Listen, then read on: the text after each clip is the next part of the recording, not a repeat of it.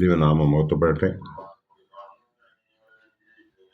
കർത്താവിൽ പ്രിയ വിശ്വാസിനി വിശ്വാസികളുടെ സമൂഹമേ, നിങ്ങളെ ഏവരെയും പ്രഭാതവചനത്തിലേക്ക് സ്വാഗതം ചെയ്യുന്നു. ദൈവം നിങ്ങളെ എല്ലാവരെയും അനുഗ്രഹിക്കട്ടെ. ഇന്നത്തെ വിഷയം എന്നത് മനുഷ്യൻ്റെ വലിയ ഭയത്തെ എങ്ങനെ ലഘൂകരിക്കാം എന്നതാണ് ഇന്നത്തെ വിഷയം. അതിനായിട്ട് ഒരു നടന്ന സംഭവം പറയാം. 71 വയസ്സുള്ള ഒരു അമേരിക്കക്കാരൻ, വലിയ ബിസിനസ്സുകാരൻ, നിരീശ്വരവാദി, ആരെയും അംഗീകരിക്കാത്തവൻ, ഞാൻ ആണ് ശ്രേഷ്ഠനെന്ന് കരുതിയിരുന്നവൻ, ഞാനാണ് മിടുക്കനെന്ന് ഉറച്ചിരുന്നവൻ. JC പെനി എന്നായിരുന്നു അദ്ദേഹത്തിൻ്റെ പേര്. ഒരു ദിവസം അവന് ഒരു രോഗം പിടിപെട്ടു. ഷിംഗിൾസ് എന്ന രോഗം, ഒരുതരം ത്വക്ക് രോഗം.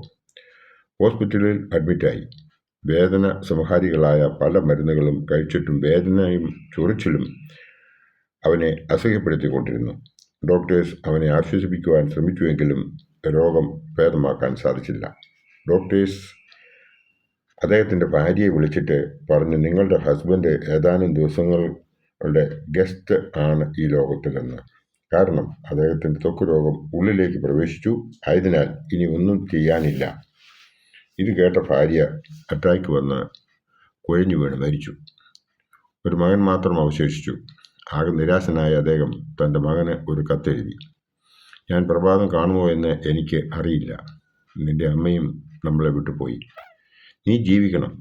അതാണ് എൻ്റെ അവസാനത്തെ ആഗ്രഹം. ബിസിനസ് എല്ലാം നോക്കി നടത്തണം. ഇങ്ങനെയുള്ള പല അദ്ദേഹത്തിൻ്റെ വിഷമങ്ങളും പ്രയാസങ്ങളും കൊടുക്കുവാങ്ങലുകളും എല്ലാം ചേർത്ത് ഒരു കത്തെഴുതി വെച്ചു. അതിനുശേഷം അദ്ദേഹം നിരാശനായി കിടന്നു. ഏതോ സമയത്ത് ഉറങ്ങിപ്പോയി. രാവിലെ എഴുന്നേറ്റപ്പോൾ അദ്ദേഹത്തിന് മനസ്സിലായത് അദ്ദേഹം മരിച്ചിട്ടില്ല. ആദ്യമായി, ദൈവമേ, നിനക്ക് എന്നെ വേണ്ടേ എന്ന് അറിയാതെ ചോദിച്ചു പോയി. അപ്പോഴാണ് ആ ഹോസ്പിറ്റലിലെ ചാപ്പലിൽ നിന്നും ഒരു ഗാനം കേട്ടത്. ഇംഗ്ലീഷിലായിരുന്നു അത്. അതിൻ്റെ മലയാളം, കരുതുന്നവൻ ഞാനല്ലയോ, കലങ്ങുന്നതെന്തിനു നീ, കണ്ണുനീരിൻ്റെ താഴ്വരയിൽ കൈവിടുകയില്ല ഞാൻ നിന്നെ, എൻ്റെ മഹത്വം കാണുക നീ, എൻ്റെ കയ്യിൽ തരിക നിന്നെ, എൻ്റെ ശക്തി ഞാൻ നിന്നിൽ പകർന്നു, എന്നും നടത്തിടും കൃപയിൽ. അദ്ദേഹം എഴുന്നേറ്റ് ആ ചാപ്പലിലേക്ക് ഓടി. അവിടെ ചെന്നപ്പോൾ അവിടെ ഒരു വിശ്വാസി ബൈബിൾ പാരായണം ചെയ്ത് തുടങ്ങിയിരുന്നു. അത് കഴിഞ്ഞപ്പോൾ പെട്ടെന്ന് എന്തോ സംഭവിച്ചതുപോലെ അദ്ദേഹത്തിന് തോന്നി, എല്ലാറ്റിനും കാരണക്കാരൻ ഞാൻ തന്നെ, എൻ്റെ അസുഖത്തിന് കാരണവും ഞാൻ തന്നെ. ആ തോന്നൽ അദ്ദേഹത്തെ അലട്ടി ശാന്തി ഇല്ലാതെയാക്കി. അദ്ദേഹം പ്രീസ്റ്റിനെ കണ്ടു, കാര്യങ്ങൾ വിവരിച്ചു. എനിക്ക് ഭയമാണ്, അത് നീക്കാൻ ഞാൻ എന്ത് ചെയ്യണമെന്ന് ആരാഞ്ഞു. അച്ഛൻ ഏതാനും വേദഭാഗങ്ങൾ അദ്ദേഹത്തിന് എടുത്തു കൊടുത്തു. ഒന്നാമത് കൊടുത്തത് മഹത്വമുള്ളവനായ യെശയ്യാ പ്രവാചകന്റെ പുസ്തകം 26-ാം അധ്യായം 3-ാം വാക്യം. സ്ഥിരമാനസൻ നിന്നിൽ ആശ്രയം വെച്ചിരിക്കൊണ്ട് നീ അവനെ പൂർണ്ണ സമാധാനത്തിൽ കാക്കുന്നു. 1 യോഹന്നാൻ 1:9. നമ്മുടെ പാവങ്ങളെ ഏറ്റുപറഞ്ഞുവെങ്കിൽ അവൻ നമ്മോട് പാവങ്ങളെ ക്ഷമിച്ച് സകല അനീതിയും പോക്കി നമ്മെ ശുദ്ധീകരിപ്പാൻ തക്കവണ്ണം വിശ്വസ്തനും നീതിമാനും ആകുന്നു.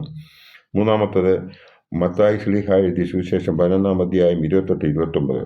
അധ്വാനിക്കുന്നവനും ഭാരം ചുമക്കുന്നവരുമായുള്ളവരെ എല്ലാവരും എൻ്റെ അടുക്കൽ വരുവീൻ, ഞാൻ നിങ്ങളെ ആശ്വസിപ്പിക്കും.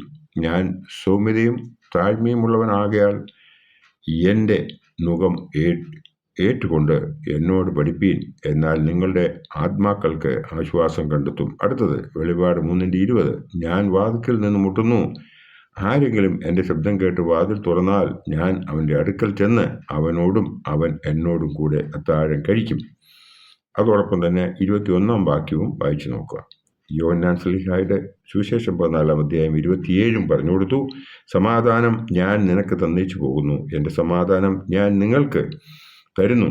ലോകം തരുന്നത് പോലെയല്ല ഞാൻ നിങ്ങൾക്ക് തരുന്നത്. നിങ്ങളുടെ ഹൃദയം കലങ്ങരുത്, ഭ്രമിക്കുകയുമരുത് എന്ന് പറയുന്നു.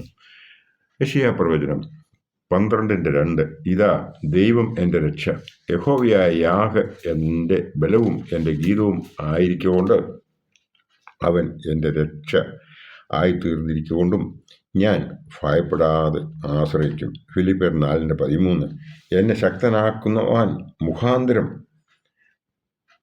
ഞാൻ സകലത്തിലും മതിയാകുന്നു എന്ന് പറഞ്ഞിരിക്കുന്നു. സങ്കീർത്തനങ്ങൾ 91:11-12 നിന്റെ എല്ലാ വഴികളിലും നിന്നെ കാക്കേണ്ടതിന് അവൻ നിന്നെക്കുറിച്ച് തൻ്റെ ദൂതന്മാരോട് കൽപ്പിക്കും. നിന്റെ കാല് കല്ലിൽ തട്ടിപ്പോകാതിരിക്കേണ്ടതിന് അവർ നിന്റെ കൈകളിൽ വഹിച്ചുകൊള്ളും എന്ന് ഇവിടെ പറഞ്ഞിരിക്കുന്നു.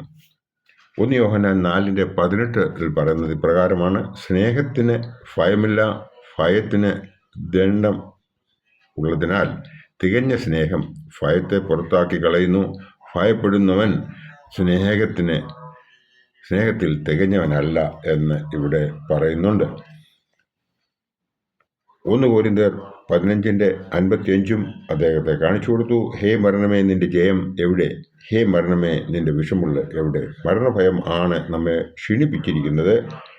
നാം മരണത്തെ ഭയപ്പെടുന്നില്ല എങ്കിൽ നമുക്ക് സമാധാനപൂർണമായ ജീവിതം ജീവിക്കുവാൻ സാധിക്കും. പ്രാർത്ഥന ശക്തവും ഫലപ്രദവുമായ ആകുല ചിന്ത സംഹാരിയാണ്.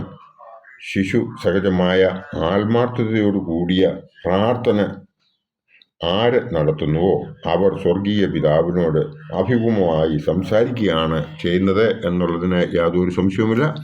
ഈ വേദഭാഗങ്ങൾ വായിച്ചു കഴിഞ്ഞപ്പോൾ അദ്ദേഹത്തിന്, അതായത് JC പെനിക്ക് ദൈവവിശ്വാസം ഉണ്ടായി.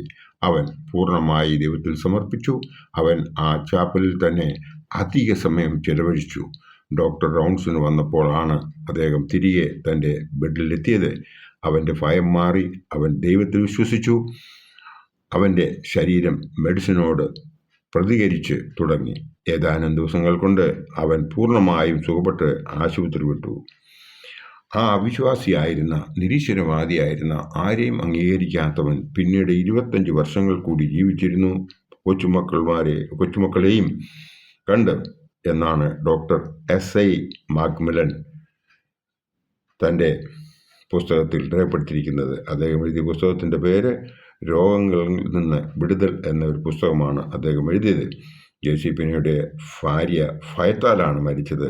നാം ദൈവത്തിൽ പൂർണ്ണമായി സമർപ്പിക്കുന്നുവെങ്കിൽ ദൈവാത്മാവും ദൈവവചനവും ഭയങ്ങളിൽ നിന്ന്, ആകുല ചിന്തകളിൽ നിന്ന്, നമുക്ക് ഉളവാകാവുന്ന ആ രോഗങ്ങളിൽ നിന്നും നമ്മെ രക്ഷിക്കും. അതിനായി നാം ഓരോരുത്തരും വചനം ആണ് ആശ്രയിക്കേണ്ടത് എന്നുള്ളതിന് യാതൊരു സംശയവുമില്ല. നമുക്കതിനായി ദൈവത്തെ സ്തോത്രം ചെയ്യാം. ഒരിക്കൽ കൂടി നാം ആ ദൈവ പാദത്തിലേക്ക് നമ്മളെ ഓരോരുത്തരെയും സമർപ്പിച്ച് നാം ഒരു പുതിയ ജീവിതം എന്ന് ജീവിക്കുവാൻ ആഗ്രഹിച്ചാൽ, അതിന് സാധിച്ചാൽ ദൈവം നമ്മളെല്ലാവരെയും അനുഗ്രഹിക്കും എന്ന് മാത്രം ഈ അവസരത്തിൽ പറഞ്ഞുകൊണ്ട് എൻ്റെ ഈ വാക്കുകൾ ഇവിടെ ഉപസംഹരിക്കട്ടെ. ദൈവം നമ്മളെല്ലാവരെയും അനുഗ്രഹിക്കട്ടെ. നന്ദി, നമസ്കാരം.